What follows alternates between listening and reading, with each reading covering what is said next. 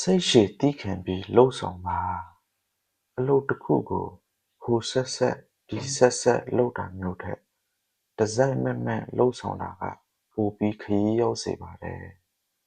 ဘယ်အလုပ်မဆိုတစိုက်မတ်မတ်လှုပ်ဆောင်ခြင်းဟာအချိန်တစ်ခုရောက်တဲ့အခါအကောင်းဆုံးသောကြီးကျယ်မှုတွေကိုဖြစ်ထွန်းစေနိုင်ပါတယ်ဘယ်အလုပ်မဆိုစိတ်ရှည်ရှည်နဲ့သည်းခံနိုင်မှုခြင်းဟာ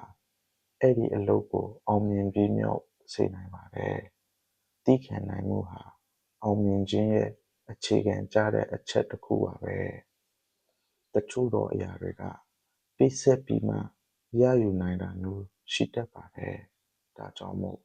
ရယူခြင်းနဲ့အတူပေးဆက်ခြင်းကိုလည်းနှစ်သက်တတ်ပါစေ။အနာခံမှအသာဆန်တယ်ဆိုတဲ့သဘောပေါ့။ယုံကြည်မှုဆိုတာသင်ဘဝကိုအကောင်းဆုံးပုံဖော်နိုင်ပါတယ်။ယုံကြည်မှုကနေ